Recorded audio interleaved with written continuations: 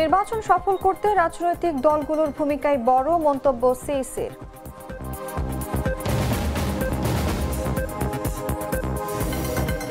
ডিসিএসপিদের লটারির মাধ্যমে বদলির দাবি জামায়াতের।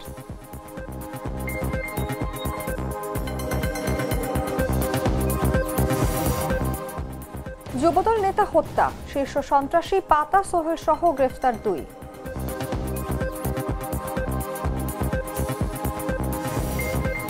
মার্কিন ক্ষেপণাস্ত্র দিয়ে রাশিয়া ইউক্রেনের হামলা।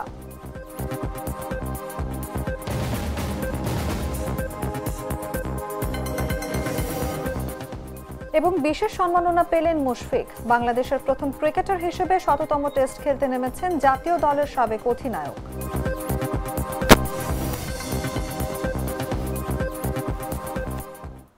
এতক্ষণ শুনছিলেন সংবাদ শিরোনাম।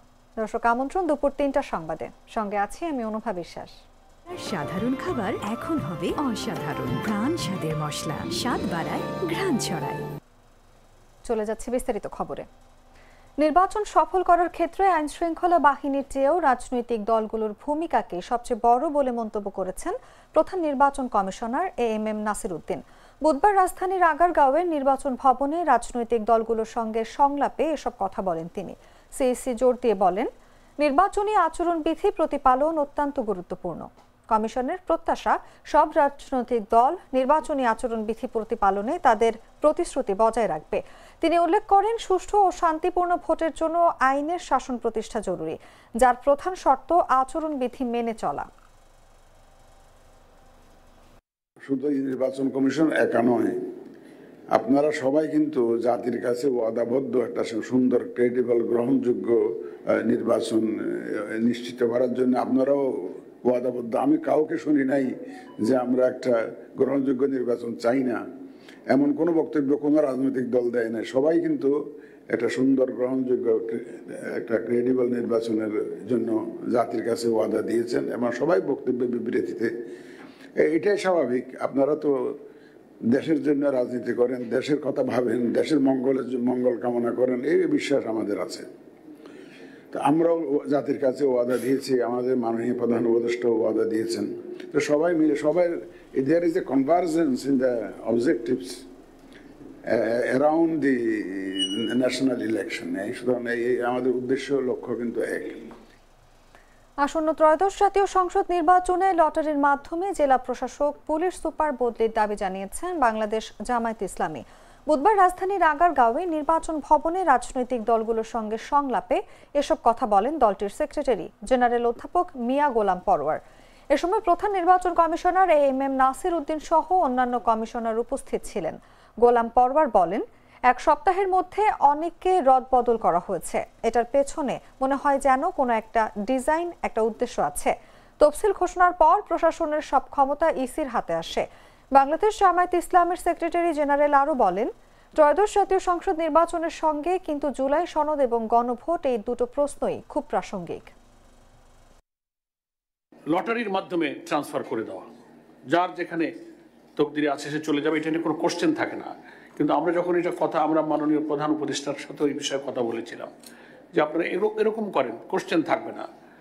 তো সেখানে ওনার বক্তব্যে বোঝা গেল যে, পরিষ্কার না করলে আমরা বুঝতে পেলাম যে কোনোভাবে কোনো জায়গা থেকে কেউ এটা শুরু করেছে।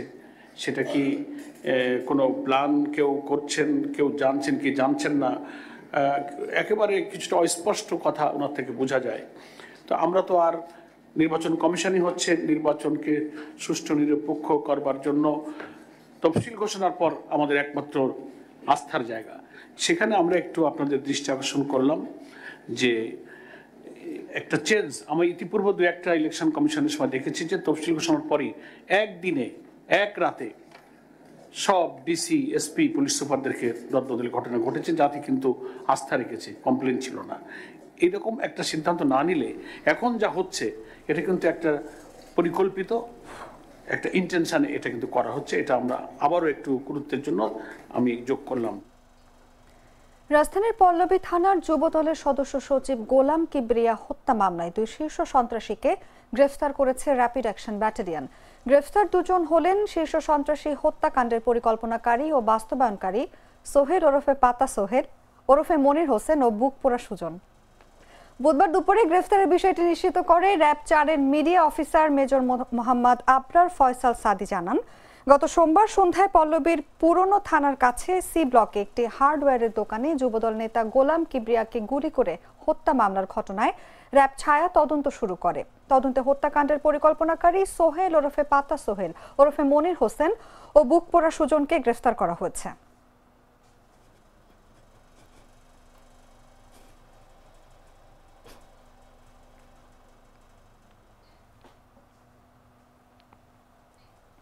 সাবেক ভূমিমন্ত্রী সাইফুজ্জামান চৌধুরী জাবেদ, তার ভাই আনিসুজ্জামান চৌধুরী রনি এবং রনির স্ত্রী মেঘনা ব্যাংক পিএলসির সাবেক পরিচালক ইমরানা জামান চৌধুরীর নামে থাকা মেঘনা ব্যাংকের প্রায় 4.5 কোটি শেয়ার জব্দ করেছে অপরাধ তদন্ত বিভাগ। অবৈধ অর্থে শেয়ার ক্রয়ের সুনির্দিষ্ট প্রমাণ পাওয়ায় আদালতের নির্দেশে এই জব্দের আদেশ কার্যকর করা হয়। বুধবার সকালে সিআইডির বিশেষ পুলিশ সুপার জসিম উদ্দিন খান এই তথ্য জানান।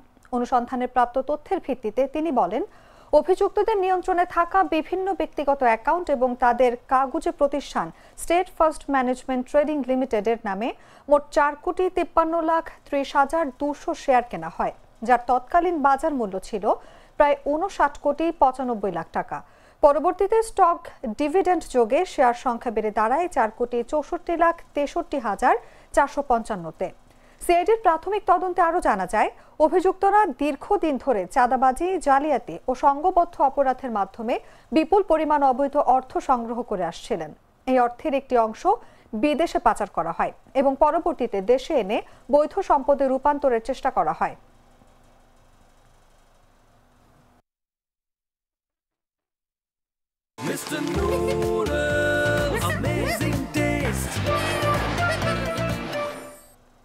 জুলাই মাসের গণ অভ্যুত্থানে মানবতা বিরোধী অপরাধে 5 বছরের সাজাপ্রাপ্ত সাবেক পুলিশ মহাপরিদর্শক চৌধুরী আব্দুল্লাহ আল মামুন এখন গাজীপুরের বিশেষ কারাগারে রয়েছেন। কারাবিধি মোতাবেক ডিভিশন 1-এর সুবিধা বাতিল হয়ে যাবে এবং তিনি ডিভিশন 2-এর সুবিধা পাবেন। তবে তাকে এবার সাধারণ কয়েদির পোশাক পরিধান করতে হবে। কারা মহাপরিদর্শক ব্রিগেডিয়ার জেনারেল সৈয়দ মোতাহের হোসেন জানান, ডিভিশন 1-এর বন্দী যদি সাজাপ্রাপ্ত হন, স্বয়ংক্রিয়ভাবে তাকে ডিভিশন 2-এ রাখা হয়।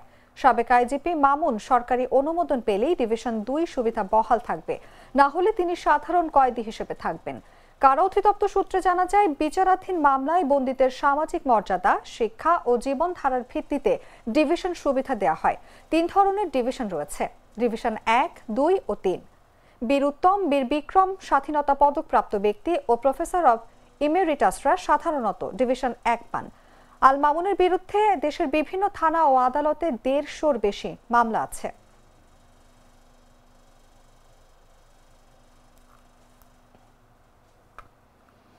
মহান বিজয় দিবস উপলক্ষে 16 ডিসেম্বর কোনো অস্থিরতার আশঙ্কা নেই বলে জানিয়েছেন স্বরাষ্ট্র উপদেষ্টা লেফটেন্যান্ট জেনারেল মোহাম্মদ জাহাঙ্গীর আলম চৌধুরী। তিনি বলেন, বিজয় দিবসে গতবারের মতো এবারও প্যারেড হবে না। বুধবার দুপুরে সচিবালয়ে মহান বিজয় দিবস 2025 উদযাপন উপলক্ষে সার্বিক নিরাপত্তা সভা শেষে সাংবাদিকদের এক প্রশ্নের জবাবে তিনি কথা বলেন। শেখ হাসিনাকে মৃত্যুদণ্ডাদেশ দেওয়ার পর কিছুটা রাজনৈতিক অস্থিরতা সৃষ্টি হয়েছে। এক্ষেত্রে বিজয় দিবস উপলক্ষে কোনো নাশকতা কিংবা অন্য কোনো সমস্যা আছে কিনা জানতে চাইলে স্বরাষ্ট্র উপদেষ্টা বলেন, রায়ের পরে কোনো ধরনের অস্থিরতা সৃষ্টি হয়নি। বিজয় দিবসেও কোনো অস্থিরতার সম্ভাবনা নেই। তিনি বলেন, আগেও যেভাবে হয়েছে এবারও একইভাবে হবে, বরং আগের থেকে আরো বেশি হবে। তবে গতবারও প্যারেড হয়নি, এবারও প্যারেড হচ্ছে না। ময়মনসিংহে জারিয়া লোকাল ট্রেনের বগিতে আগুন দিয়েছে দুর্বৃত্তরা। এই ঘটনায় ট্রেনের কয়েকটি সিট পুড়ে গেছে। বুধবার ভোর 4:15টার দিকে নগরীর রেলওয়ে স্টেশন সংলগ্ন বাঘমারা রেল ক্রসিং এর পাশে ওয়াশপিটে দাঁড় করানো ট্রেনে এই ঘটনা ঘটে। ময়মনসিংহ রেলওয়ে থানার ভারপ্রাপ্ত কর্মকর্তা মোহাম্মদ আক্তার হোসেন বিষয়টি নিশ্চিত করে বলেন, জারিয়া লোকাল ট্রেনের কোচগুলো ধোয়া মোছা করার জন্য ওয়াশপিটে দাঁড় করানো ছিল। ভোর 4:15টার দিকে আগুন দেয় দুর্বৃত্তরা। আগুন জ্বলছে দেখতে পেয়ে টহলরত রেলওয়ে নিরাপত্তা বাহিনীর সদস্যরা কিছুক্ষণের মধ্যেই আগুন নিয়ন্ত্রণে নিয়ে আসেন। তবে এর আগেই ট্রেনের 27 থেকে 32 নম্বর সিট পুড়ে যায়। সকাল 6টায় ময়মনসিংহ রেলওয়ে স্টেশন থেকে যাত্রী নিয়ে নেত্রকোনার জারিয়ার উদ্দেশ্যে ট্রেনটি রওনা হয়েছে। এই ঘটনায় প্রয়োজনীয় ব্যবস্থা নেওয়া হবে। বাছাইকৃত লাল সরিষার দানা থেকে তৈরি হয় প্রাণ সরিষার তেল, আসল ঝাঁঝে আসল স্বাদে। জানাবো আন্তর্জাতিক সংবাদ।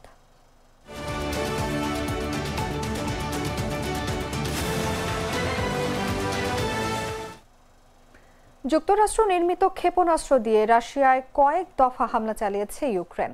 বুধবার রাশিয়ার প্রতিরক্ষা মন্ত্রণালয় জানিয়েছে, ইউক্রেনীয় বাহিনী দক্ষিণ রাশিয়ার ভোরোনেজ সহ লক্ষ্য করে বেসামরিক লক্ষ্যবস্তুতে হামলার চেষ্টায় 4টি ATACMS ক্ষেপণাস্ত্র নিক্ষেপ করেছে। মঙ্গলবার ইউক্রেনের সামরিক বাহিনী জানিয়েছে, তারা যুক্তরাষ্ট্রের সরবরাহকৃত ATACMS ক্ষেপণাস্ত্র দিয়ে রাশিয়ার সামরিক লক্ষ্যবস্তুতে আক্রমণ করেছে। একে উল্লেখযোগ্য উন্নয়ন বলে অভিহিত করা হয়েছে। কিয়েভ 2023 সালে এই ক্ষেপণাস্ত্রগুলো হাতে পেয়েছে, কিন্তু প্রাথমিকভাবে কেবল তাদের নিজস্ব অঞ্চলে এগুলো ব্যবহারের ক্ষেত্রে সীমাবদ্ধতা ছিল। এদিকে রাশিয়ার প্রতিরক্ষা মন্ত্রণালয় টেলিগ্রামে এক পোস্টে জানিয়েছে, রাশিয়ার S-400 বিমান প্রতিরক্ষা ক্রু এবং প্যান্সির ক্ষেপণাস্ত্র ও অস্ত্র ব্যবস্থা সব ATACMS ক্ষেপণাস্ত্র ধ্বংস করতে সক্ষম হয়েছে।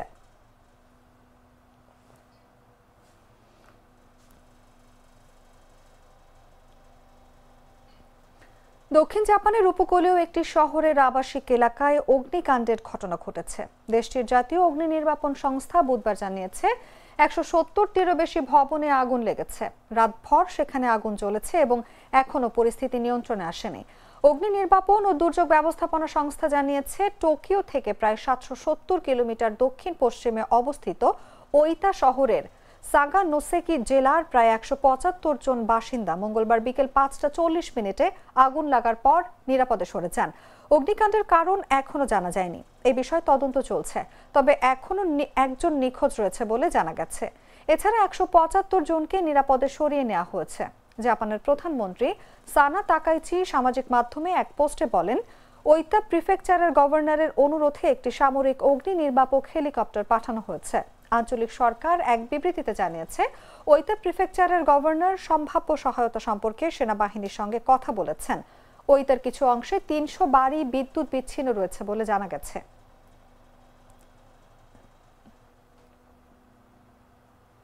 সংবাদ শেষ করব খেলার খবর জানিয়ে।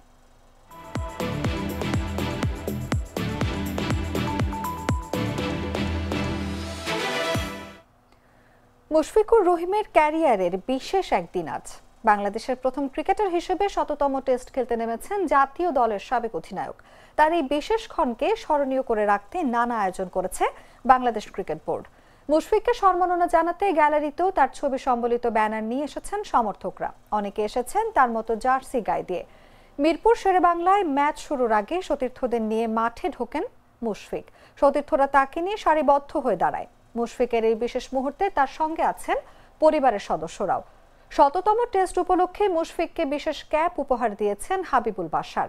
2005 সালে অভিষেক টেস্টেও তাকে ক্যাপ পরিয়ে দিয়েছিলেন তখনকার এই অধিনায়ক। জাতীয় দলের সাবেক অধিনায়ক ও প্রথম টেস্ট ক্রিকেটার আকরাম খানও দিয়েছেন বিশেষ একটি ব্যাগি ক্যাপ উপহার। মুশফিকের হাতে ক্রেস্ট তুলে দিয়েছেন বিসিবির সভাপতি আমিনুল ইসলাম বুলবুল ও পরিচালক নাজমুল আবেদিন ফাহিম। মুশফিকের প্রথম ও 100তম টেস্টের সতীর্থদের সিগনেচার করা জার্সি উপহার দিয়েছেন বর্তমান টেস্ট অধিনায়ক নাজমুল হাসান শান্ত ও সাবেক অধিনায়ক হাবিবুল বাশার।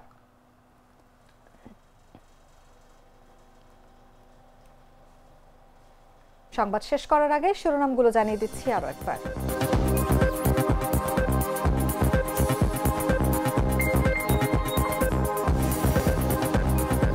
নির্বাচন সফল করতে রাজনৈতিক দলগুলোর ভূমিকায় বড়, মন্তব্য সিইসির।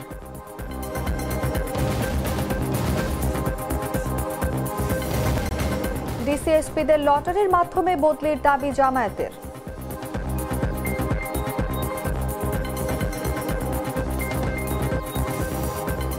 যুবদল নেতা হত্যা, শীর্ষ সন্ত্রাসী পাতা সোহেল সহ গ্রেফতার 2।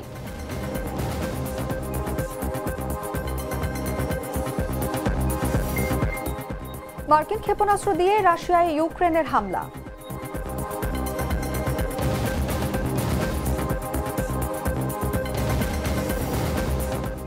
এবং বিশেষ সম্মাননা পেলেন মুশফিক। বাংলাদেশের প্রথম ক্রিকেটার হিসেবে 100তম টেস্ট খেলতে নেমেছেন জাতীয় দলের সাবেক অধিনায়ক।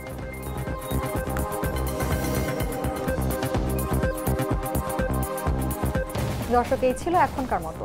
এরপর বিকেল 5টায় দেখবেন দেশজুড়ে সংবাদ। প্রতি মুহূর্তে সর্বশেষ খবর জানতে ভিজিট করুন jagonews24.com। ফলো করুন আমাদের ভেরিফাইড ফেসবুক পেজ এবং সাবস্ক্রাইব করুন জাগো নিউজের ইউটিউব চ্যানেল। ধন্যবাদ সবাইকে।